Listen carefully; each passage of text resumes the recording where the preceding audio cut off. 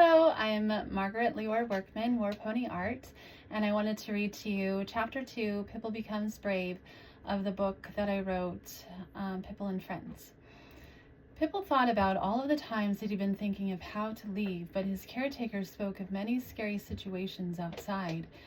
They said the wind was so scary it could take his breath away, and he really liked breathing. They said the rocks were so big they could stop a mouse right in his tracks. They mentioned that the dirt was just like quicksand and would suck his insides right out of his body. He wondered if his caretakers were describing the world correctly. This caused Pipple to be afraid of the outside, and he wondered if the world was not a very inviting place for a small mouse to be out in. Day after day he served them in every way, but in his mind he imagined many things that could be. He had wanted to meet the mice next door, but did not know how to do that, and he hadn't been confident that they would want to meet him as well. Now that luck was on his side in meeting all of these new friends, he started to feel more confident in himself. He turned to Frolly and said, "I would like to leave this place one day and have adventures, and it would be fun to be able to have adventures with you, Frolly, and all of your brothers and sisters. We are friends now, and I am so happy about that. I've been wanting to meet all of you and to play with you in the mornings. I think that we could decide to leave these caves and live outside." "Oh yes, Pipple, I think that we all agree with you," Frolly said emphatically. Frolly said, "Pipple, I think we have to go back to our cave because we will get into trouble if we are talking to you. What kind of plan do you think that we should make?" Just then they both heard their caretakers in the tunnel coming back from hunting. They were discussing their unsuccessful time of finding spiders and cockroaches with each other, and Frolly and Pipple both felt fear about being in this situation. Frolly and her siblings darted back into their cave successfully. Pipple's caretakers came around the corner and looked especially mean, and he instantly worried about what he had done. They had extremely hideous costumes on that they liked to wear to scare him with, always randomly and unexpectedly, if they thought that he was going to run away. This day was the day that he decided that the time had come to leave with his friend Frolly and the others. Suddenly that cave seemed very small and dreary, just like Frolly had talked about. He longed to be out of that cold darkness. He waited until they were very busy taking those scary costumes off, and he walked out of the entrance because his caretakers had left it open. This brought him to the corridor, which was a long, dark, moist, muddy tunnel that he knew that he had to run through to escape to the open air. He wasn't used to being out of his home, and he began to be fearful about all of the unseen creatures he could run into in the dark. His vision began to focus, and he could see many shadows throughout the corridor. He then saw the open entrance of Frolly's cave where they lived. He became worried because it was completely quiet. He wondered where they were. He always heard them running in the tunnel shafts in the mornings after their caretakers had come back from hunting. He then heard voices above. He looked up to the top of the shaft and saw a box made out of metal that was open on the end, and it was lodged in a very big rock. That box seemed to be funneling sound waves to his ears from somewhere within the tunnel shafts. He could hear Frolly and her siblings. He wondered if their caretakers had moved them to a different cave. He suddenly became very worried that he would never see them again. He saw that there was only one tunnel, so the metal box would have to be funneling their voices from the corridor that was right above him. The situation became very clear that he had to start running down that corridor to find them. He had wanted to make more of a structured plan, but maybe that was not possible now.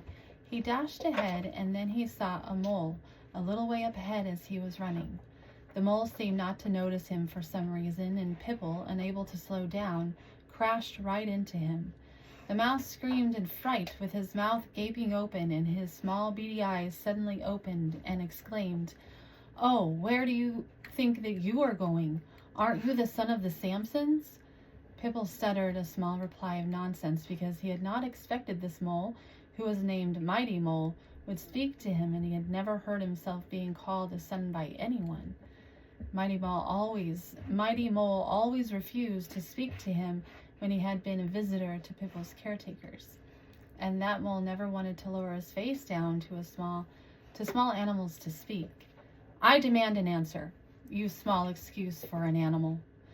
Pipple knew that he had not much time before the Samsons would be looking for him, and they could be running down the same tunnel right for him at that very moment.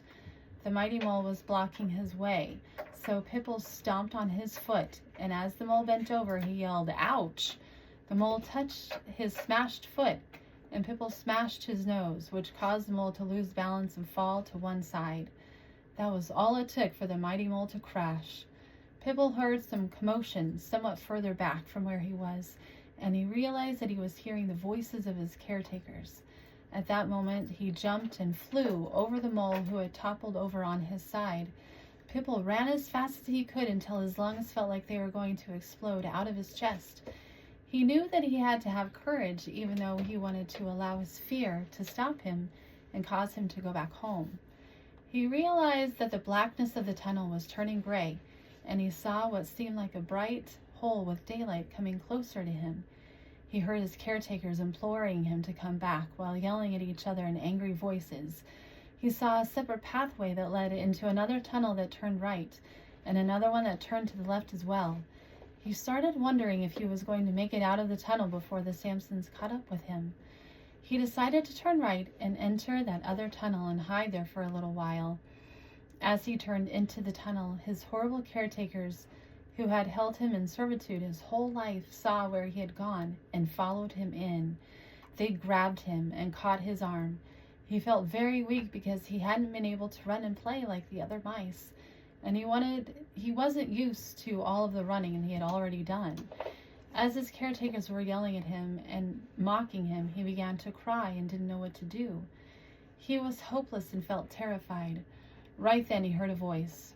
"Who is there? Who are you? This is my home, and you have come in and bothered my sleep." This booming voice belonged to a mud skipper. Pipple had only heard tales of them and thought that they were just folk tales passed down through generations of mice families. The mud skipper was black and sleek and gooey from head to the end of his tail. He wiggled and contorted on the ground towards all of them with a fiery anger that Pipple had never seen before. Pipple had only seen the kind of anger that his caretakers had had towards him, but this anger was different.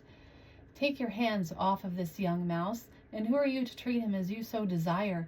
This will not do at all."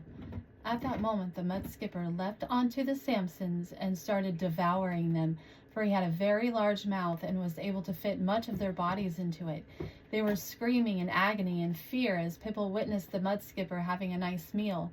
The mud skipper stopped for a moment and stated, "Where are my manners? I apologize for the delay of letting you know that you are free to go from my lair, and the advisement is for you to leave now, my friend, while I eat your parents." Pipple stared in amazement as the mud skipper was eating the Samsons and talking to him. The mud skipper was chomping and staring at Pipple with a questioning look and wondering why he was still in his cave. Pipple turned back and ran out the way that he had come in.